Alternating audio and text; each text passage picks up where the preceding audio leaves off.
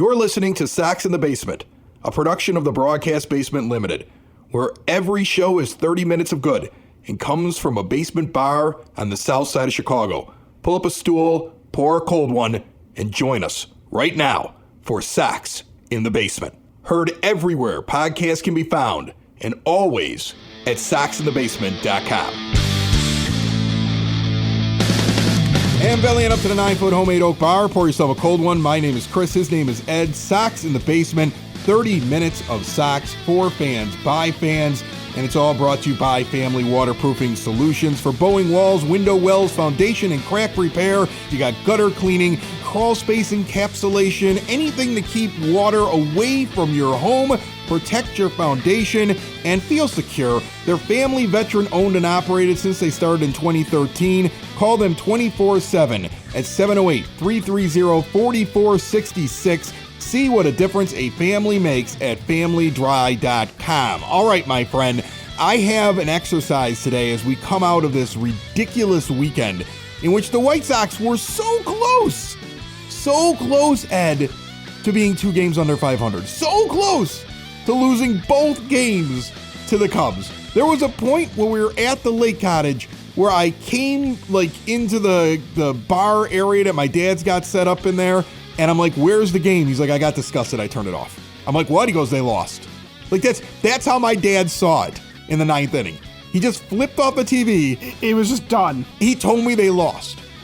And I was like, oh, that's disgusting. And then I'm sitting there, and I'm like, so how did it end? He goes, oh, 9th inning, this, that, blah, blah, blah. They can't get a run. He's going through the whole game. I'm like, but did you see it end? And he goes, no. And I'm on my phone, and I'm flipping through Twitter. I'm like, it's not over yet. Turn the game back on. And then I had to sit through the ending and the stress and the strain. I mean, think about that game. If it's not for a passed ball, you're 2 games under 500.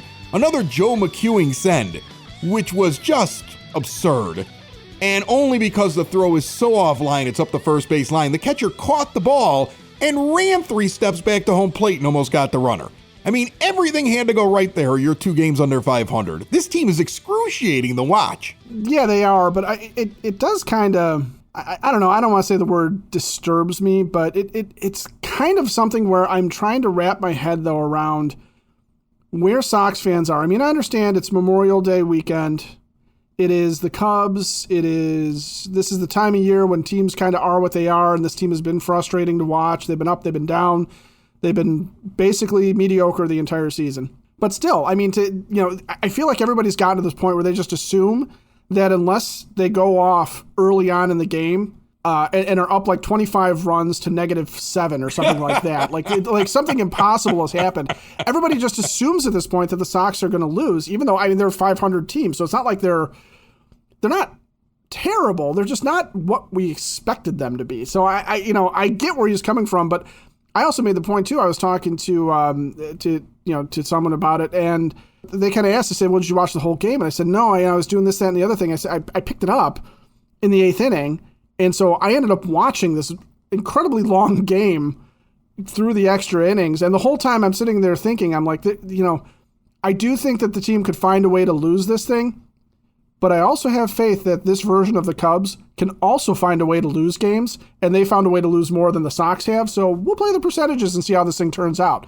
So I guess that's my optimism right there, is maybe the other team sucks worse than we do. But I think you said it perfectly. It is Memorial Day weekend now that has passed by, and you are what you are at this point. They're a 500 team. They don't deserve to be better than 500. I don't think anybody can watch this team right now and say that they're anything more than a 500 team. Could they be better? They could get better. Eloy Jimenez could finally, make it back. Who knows what's going to happen? He seems like he's made of glass. He hurt himself right away again. I hate saying that about the guy. I love him, but geez, he goes back for his AAA start and he was out before the 3rd inning or something like that. He already tweaked something. He has right leg soreness. And now we watch Tim Anderson go down. That looks terrible. You hear him say he's going on the IL. We just don't know how long for. Oh my goodness. That's the thing you don't want to hear. That is a horrifying thing to hear. Right. I mean, you don't want to hear that stuff. It's like every time you get 2 guys back, 2 more guys are going to get injured. And that's baseball. That's why you need depth. That's why when you build your team, your philosophy cannot be, well, if everybody stays healthy and all the stars align, we'll compete for a World Series. because injuries happen everywhere. That might be the problem right there, isn't it? Well, I want to talk about the problem today, okay? Because I still believe this is a team that can win the division. I still believe this is a team that if it gets its act together, and a lot of things have to change, okay, including organizational philosophy, including this whole resting guys like crazy thing, because it isn't making any difference. Guys still get injured. When you have an opportunity to win a game, win the damn game. Okay, put the best 9 guys out there and start stringing some wins along, because the babying guys, that's not changing anything. You still have guys that get injured and go down. Okay, I've gotten to the point now as I'm entering June and I see a 500 team saying what you're doing isn't working. So I want to talk about that, and that's going to be a lot more fun to talk about than trying to figure out what we think of Dylan Cease and Kendall Graveman because they can't go to Toronto because of their vaccine status. I don't want to talk about that, okay? Now, I'm going to be concerned if we get to Toronto in the postseason and we need Dylan Cease, but on the other hand, you get to line up your starters however you want to, and he would just pitch games in Chicago. I don't know if it would be the reason you didn't win a series. No, not at all. No, so I'd much rather have this conversation we're going to have here today. And what I want to present you with is 3 different people or groups that are to blame for the White Sox being 500. And after I present these to you, my friend, I would love for you to assign a percentage of blame to those people or groups. Can you do that for me? Yeah, I can do that. I can point fingers. Yeah, that's what I want to do. I want to point fingers today. Point fingers and doing numbers. We can do this. I want angry fingers pointed in directions today. That's what I want. Because you shouldn't be happy about this. You shouldn't be happy as a White Sox fan about this. Like, sure, you like going to games and getting drunk, okay, and doing the wave, and, you know, you love it when Southpaw comes by and slaps your kid high five, and that's your baseball experience, and that's what you love. God bless you. I find nothing wrong with that. I watch White Sox baseball because of a team that I love in the bottom of my heart, down in the cockles. Even the sub-cockles, I'm guessing. Exactly, in the sub-cockle area. I need this team to win like I need air to breathe, okay? I want championships. I want glorious moments. I root for the team because I want the team to win. Winning is the most important thing to me. Some other people, winning's not important, right? I mean, it's more important. Like the White Sox, they send out those surveys. I hate those surveys. Anybody who's bought tickets through the White Sox and they have your email address, you've gotten these things before. Do you think this player connects with you? Do you know about this player personally? Do you feel the White Sox care about your feelings? I don't care about any of that. If you had 26 complete jerks on the team that never signed autographs and you won a World Series every year, I wouldn't care if they were jerks. I want to win. That's where I am, okay? And some other people, it doesn't matter. Me, I root for teams because I want to see the team win. I never cared if Michael Jordan was a jerk. He won. It was cool. It was fun to watch it happen. Oh, yeah. Right. I mean, like after the 2005 World Series, if you would have told me, these guys, they don't sign autographs. A.J. Pierzynski dropped the baby because he didn't care when somebody handed it to him. And Paul Konerko likes to go out to clubs till 4 a.m. and pass out on top of the bar. I mean, well, they sound like a bunch of jerks, but they won the World Series, so I don't care. I want to win baseball games. I'm like that. I want to win games. Okay, I don't care about whether or not you're connecting with me on a personal level at the ballpark. I want to win. So let's talk a little bit. Also, by the way, they're not connecting with anybody on a personal level at the ballpark, so let's just end that now and focus on winning, shall we? So who's to blame, Chris? Let's play Who's to Blame. Let's play Who's to Blame. That's next. Sox in the Basement listeners, do the hard work. And if you're a hardworking man or woman on the South Side, you need to be outfitted properly. And that's why you should visit Red Wing Shoes in Evergreen Park, New Lenox, and Geneva. A work boots specialty store that carries sizes from 6 to 16 and feet as wide as 4E. A 115-year-old company that came out of Red Wing, Minnesota. And one of its largest stores in the entire Midwest is in Evergreen Park, Illinois, ever since 1976. When you're on your feet, the footwear is everything. So why not get an expert fitting? They warranty, repair, and offer free conditioning with laces. And they also carry Carhartt work clothing as well. Located at 3347 West 95th Street in Evergreen Park, Illinois, at 208 East Maple Street on Route 30 in New Lenox, or at 1749 South Randall Road in Geneva. Visit them today. You work hard. You've earned it. Red Wing Shoes. All right, before we get into this, a quick shout out to Cork and Carry at the Park at 33rd and Princeton, where there is a big, beautiful banner now in front of the place that says that they are the home of the podcast for fans, by fans, Sox in the Basement, which we really appreciate. And they handed out a couple hundred Sox in the Basement koozies this past weekend. We'll get more swag out there throughout the year. It's always free. We don't hitch up for money for that stuff. We're giving it away. Thank you so much for listening. First of the three persons or groups that could be to blame here. The first one's very easy. The players. The players that play on the field that are not pitchers. The players that have to grab a bat and walk up to the plate, who have all forgotten how to hit. You could easily just say the players. Jose Abreu for his slow start. Yasmani Grandal for not being the on-base machine that he was last year that made up for the low average. Everybody swinging at first pitch. The players are to blame for all of this. They came out feeling like they were going to be great. It's like Major League 2, where they think they're just going to be awesome, and it turns out they just suck, right? It's like the sequel to the baseball movie, and the team now is supposed to be good, but they suck. Okay, they got too cocky. They started reading their own headlines. It's on the players.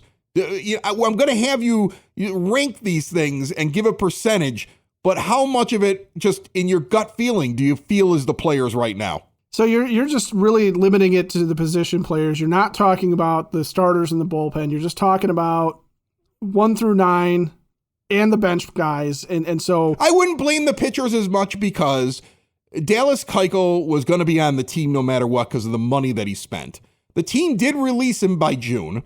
I would have liked to have seen him DFA'd a couple of weeks earlier, but I don't think that's the reason you're 500. No, well, and I will say, in defense of the pitchers, what you're looking at is Dylan Cease is doing his job. Michael Kopech has been fantastic. Giolito's been really good this year. Even Vince Velasquez has been serviceable. Better than what I expected. Exactly. And the bullpen's been good for the most part. There's a couple of guys that have had problems, but, you're right. I think the pitching staff has been fine. But the hitters have been awful. And I think that is a huge part of why they are 500. And I put a lot of the blame on the players. Now, I don't know if it's Major League 2. Okay. I don't know if these guys came out cocky and thinking that they were just going to beat the world, or if this is also a sign that, and I've kind of mentioned this before, this is an older team than I think people realize they're dealing with. This is not as young a team as we were told it would be after the rebuild, because you've got a catcher in Yasmani Grandal who's 33. There's mileage on those legs. Jose Abreu is 35. A lot of guys start to fall off at that age. Larry Garcia wasn't good to begin with. He's also on the other side of 30. Oh, no. Hold on. Don't tell me that, because that would mean that giving 3 years and $16.5 million to a guy that was past his prime years. Get to the blame on Rick Hahn in a second, I have a feeling. Because that would indicate to me that somebody made a mistake with that contract. But go ahead, Ed. You think? But still, you have veteran players here who are, frankly, there's a chance that they are falling apart. And there's also some guys, too, that are like A.J. Pollock, who historically has been very streaky, okay? And this isn't to say that Abreu can't pick it up still, and he's been better. He actually had a decent week, very good week this week. Yasmani Grandal, the on-base machine that he was last year, but that was a weird statistical year. So I do think, though, that you have a group of guys that have not figured out how to play situational baseball or how to read what they need to do in order to win a game. They're all going up there trying to do the same thing, which is they're trying to take over the world with one swing. They're all trying to hit a home run. They're all trying to get the big hit. And what you end up with is sloppy baseball, which is kind of what we saw in the Cubs series, right? Where bad base running mistakes, situational hitting that wasn't really good. You're getting pop-ups. You're getting, guys not executing the way they should. Even Larry Garcia's bunt, where he's running on the inside of the line, the whole point of that is to force the throw to first base. I don't know what he's doing. I mean, I understand hustling it out, but geez, practically run in the grass if you have to. You give yourself up in that situation because you're trying to get that run over to third. I'm mystified by how badly the players just do not seem to be able to put together a string of hits. How they all seem to want to go up and do something specific. And I'll pick on Gavin Sheets. Sheets, I think, sometimes goes up there and he's thinking, well, I'm going to beat the shift. And it doesn't really matter what the situation is, as opposed to just trying to hit the ball as hard as possible, which I feel like is what he did last year with a lot of success. Well, think about the mentality at the end of the game on Sunday. There's something telling in Jake Berger's comments about when the fifth infielder came in that it relaxed him because all he had to do was wait for a ball that was high and he could put it into play. He still could have hit it to the left fielder or the right fielder, but all of a sudden now in his mind, I just got to hit the ball. Well, you should go up there and feel like I just got to hit the ball in any time. And if they wouldn't have brought in the fifth infielder, you should have been thinking I'm just going to elevate a pitch. Shouldn't have mattered if the fifth infielder was in. These guys are overthinking shifts. I think you're dead on with that because Berger's job, if there's one outfielder, two outfielders, or all 9 guys are standing in the outfield, is still to hit the ball into the outfield with the guy standing on third base because you want a fly ball to sacrifice yourself for the runner to score. Exactly. To me, when I heard that quote, and I don't blame Jake Berger for it.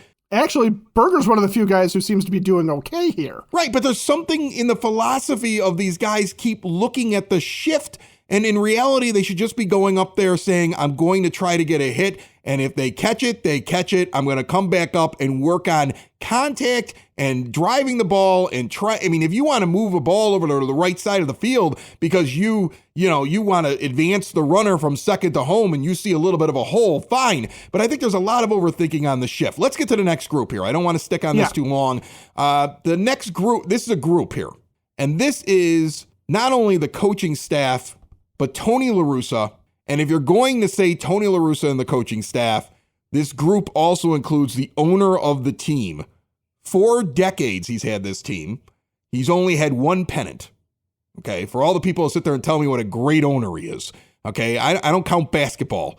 When it comes to baseball ownership, 4 decades to make it to the World Series once. And fortunately, we won that. That's his resume. And he took his friend, Tony La Russa, and he went over his GM and picked the manager. It was obvious. You can't dispute it. You heard Tony's comments when he was hired. He went through the hiring process, and Jerry was the first guy he talked to. They tried to retcon it later on and try to act like everybody was on the same page, but the raw comments from Tony La Russa were undeniable as to what happened. Anybody paying attention knows what happened with that. So if Tony is the problem, his lineups, his over-resting of players, his influence on your general manager as to which players he wants to put on the field, the way he's utilizing players. We hear Rick Hahn talking about, a lot of people thought I should have gotten a left-handed bat to go out and play the outfield, but I found a guy in A.J. Pollock where it doesn't matter what side of the plate he's on. He said that to Scott Merkin just about 2 weeks ago. We had Merk on the show. It doesn't matter what side of the plate he's on because he hits both lefties and righties pretty much the same. The manager doesn't see it that way, though, because he's stuck in baseball philosophies that are decades old. Okay, he's still a slave to handedness. Lefty, righty, lefty, righty, lefty, righty. He doesn't look at the actual results. He could be the problem. His coaching staff is a problem. And then the owner who screwed up the Manny Machado deal a few years back when he wouldn't give the most guaranteed money, even though they tried to spin it. The owner that forced this manager upon his general manager who had a plan. All of those people in that group, from Jerry to Tony and whoever Tony's keeping around to actually train these players and work with these players, that's the problem. Yes, that is. I think it always comes back on the coaching staff whenever a team is underperforming. It has to. And in this situation, it's very easy to sit there and look at what Tony's doing with the lineups and what he's doing with the pitching staff. And you're right. Some of the things that he's doing in terms of matchups where, he's relying on a lot of Gavin Sheets at bats to cover against right-handers. And I'm okay with the idea that Sheets is going to play against a lot of righties because that's the guys that he's supposed to feast on too, if you believe that he is actually capable of doing so. But, is it something where I look at this and say, Tony is clearly and totally out of touch, and that's what's holding this team back? I have to assign, I think, less blame to the coaching staff because, again, this is not a team full of guys who don't know how to play. This is not a young team anymore. The guys that are struggling the most are really the guys that should know what they're doing and should not need a whole lot of coaching. There should not be a need. I know there's a lot of people who want Frank Menachino fired, for example. And, what I would ask those, of that, though, is how much is Frank Menachino really going to have taught Jose Abreu about hitting at this point in Jose Abreu's career? Is there any hitting coach that is going to remake Jose Abreu into something greater than he's ever been before when he's been, pretty fantastic in his career? Same thing with Yasmani Grandal. If Grandal just simply cannot hit anymore, if that's the case, if it's just that, whether it's because of the shift, because the ball is deadened and he's not generating as much power or whatever, the guys that are really struggling, the guys that are hitting under 200, as I'm looking at the stats, Larry Garcia, who again is a veteran player, he's the longest tenured White Sox, so you can't say he's a young guy.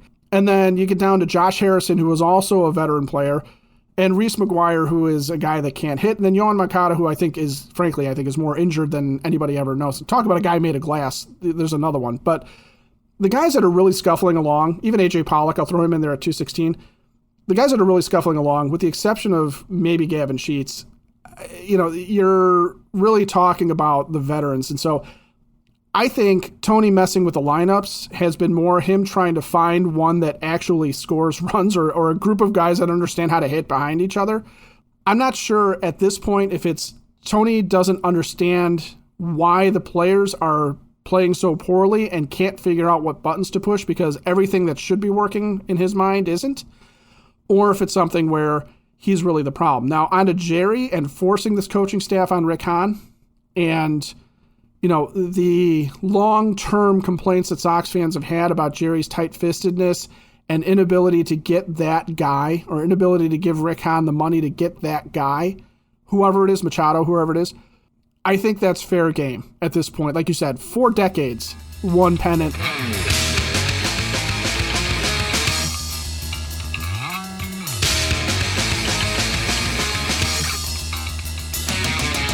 Hailstorm Brewing Company is the official brewery of Sox in the Basement, and they're really fun to go visit. I'll be honest with you. Yes, they are.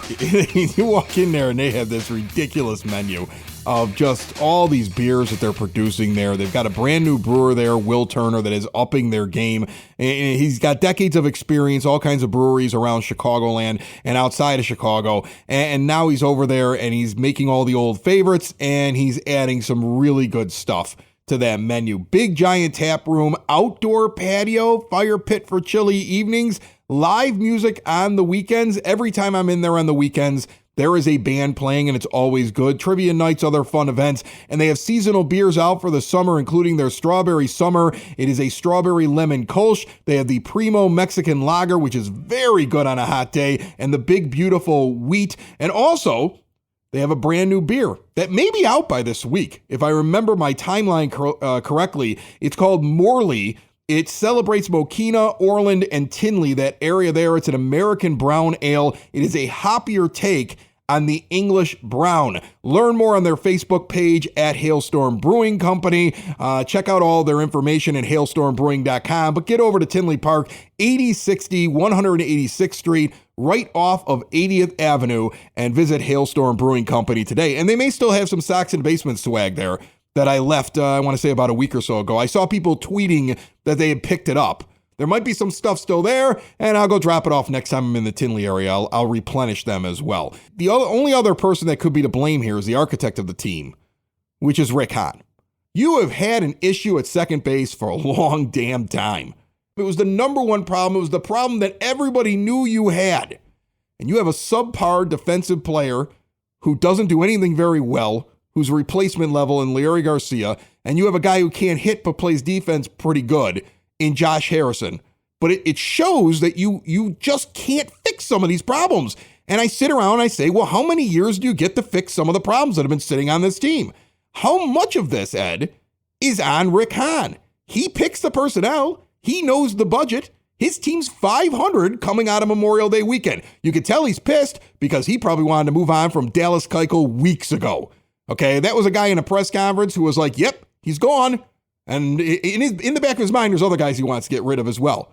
But he did give that money to Larry Garcia, which will never make sense to me. It'll never make sense to me that he spent money on his bullpen when he still had an issue over at second base. I felt like the money could have been used differently, and it's right, I think, to criticize him a little bit. What do you think? Yeah, Rick Hahn's not faultless. And we can pick on Jerry's budget and all that stuff too. But the problem I have with Rick Hahn and the way he spent the money was, it is easy to be a general manager if you can just write whatever check it's required to get an all-star player, okay? But the real rubber meets the road, where a general manager can find guys who can fill holes that are in an unheralded form of signing. With Rick Hahn, I think the problem is that where he has spent money at times has been unproductive, just generally unproductive for the team. Adam Eaton. And unproductive money. Exactly. Okay, so Adam Eaton is an unproductive player for the team. You needed a right fielder. There were other options out there, and don't tell me that there weren't other options out there, because there were. It didn't have to be Adam Eaton necessarily. It could be other guys that might have been more of a platoon guy. Maybe we're not somebody that was necessarily expected to be an everyday guy, but that's okay, because you had Adam Engel sitting there that could have done it and platooned with the guy, and that's fine. So, there were options out there that you could go out and sign a productive player for less money, but Rick Hahn went for Adam Eaton, and that's a talent evaluation situation. The bigger one, Dallas Keuchel just got DFA'd, and he was not the original target for a starting pitcher that offseason. It was Zach Wheeler. That was the huge deal, that Zach Wheeler's wife essentially forced him to stay on the East Coast, even though the Phillies ended up offering only a comparable contract. It's not like they blew the Sox out of the water. In fact, I think the Sox were still $1 million up on the guaranteed money there. Sox offer was better. She wanted to be in Philly. Yeah. So, but what Rick did is a colossal blunder in a way, because what he did was he sat there and said, I've recognized that this guy is a legitimate ace. This is a guy that could anchor my staff. This is a guy that could be a number one, even if the other guys that I have picked up along the way, Lucas Giolito, for example, or Reynaldo Lopez, or some of these other, Michael Kopech, some of these guys I've traded for, if they don't turn into a number one, I've at least got a legit number one guy. What he did was he then threw money at a consolation prize that had such huge red flags surrounding him that the season before, he couldn't even get signed until the draft pick compensation came off of him. Think about the bad money that he was. I mean, that's the thing. I think White Sox fans don't think about that, because they're like, well, he had that one good year for us. He had 60 games. He had a shortened season. He had 60 games. People did weird things that didn't make sense during those 60 games. Like, I'm very happy for Jose Abreu that he got the MVP, but we talked about it that whole year. And going into the next offseason, that was like the first time that he had ever done so well against right-handed pitching. It was like an anomaly. And it was over 60 games. And you wonder if over 162, if that would have come back to the norm. And it was just the sweet spot. It doesn't take away, everybody only got 60 games that season. So he earned that MVP because he was the best over those 60 games. But that's the most you got out of Dallas Keuchel, because he wasn't good last year and he wasn't good this year. So you're right. That's an awful lot of money. That's $60-some million that was given to a guy for a 60-game stretch. That's the problem I have is that Rick Hahn's talent evaluation has been somewhat questionable when he signed free agents. And he hasn't picked guys that are necessarily, like you said, that there's a lot of holes that don't seem to have solutions, and there's a lot of trying to fit square pegs into round holes on this team, where guys like Gavin Sheets and Andrew Vaughn are not outfielders as they come up through the system, but now they're outfielders. All right, when this show started, I told you I was going to give you 3 persons or groups that could be to blame for a 500 baseball team coming out of Memorial Day weekend. A team that makes my father turn off the TV before the game is over, because he's convinced in his heart that game is over at that point. Okay. I mean, we had a good laugh over it, but to be honest with you, it wasn't like I felt bad. I mean, we caught up on some of the plays through Twitter and we got to watch the end of the game. So it wasn't like it was the end of the world that he turned it off, but that's the mentality, I think, right now. And that's the way that Sox fans feel. It's not enjoyable to watch this team. It really isn't. Sometimes it feels like torture. Okay, you got to kind of step away every once in a while from this team. I want it to be fun again. All right, I think we all want it to be fun again. I'm sure the White Sox wish it was fun again.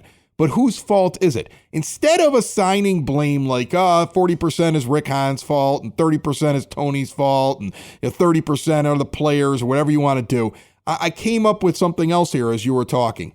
If this team missed the playoffs, who would you blame so much that you wouldn't want around anymore? Well, I think if you're talking in a vacuum, you could say you shake up the roster, you fire everybody, okay? You fire everybody. Everybody goes. Fire everybody. Sell the team. That's what you want. You want to sell the team. Yeah, kind of. But here's the thing, though. I think when you look at what they have, who they have under contract right now, when those contracts start coming up, your window is really this year. And if you don't win it this year, you really have next year with some of the star power on this team, and then things start to fall apart. So I think what you have to do is at the end of the season, they don't make the playoffs. I think it's the roster first has to be shaken up. You got to look at who underperformed, and you got to get rid of the dead weight. There are players that need to be off this team and need to be replaced first. I think second, you have to question whether or not the GM can get that done. And I think third, it's a coaching staff, because I do honestly believe that if it was Ricky Renteria, if it was any other coach, any other coaching staff that the Sox have had, Ozzie and his coaching staff, I think would have a problem with this group. Well, none of that matters because they're going to win the World Series this year, right? Well, if I'm going to be perfectly optimistic and realistic about it, of course, they're going to finish up the All-Star break 500, right, and then they're going to win every game after that. They're going to go 81-0 after the All-Star break. Yeah, Steve Stone just tweeted, only 3 back in the loss column. That's all that matters. Strap in. We're winning this thing. I'm with Steve. I'm not giving up yet. Honestly, I think the Twins are going to find a way to mess this up too. That's how we won in 08. Yeah. Maybe we can do that again. We didn't win 08. The Twins messed it up. Maybe we can get that again from the Twins. Sox in the basement. Sox in the basement. Sox in the basement. Sox in the Basement. Heard everywhere podcasts can be found, and always on soxinthebasement.com.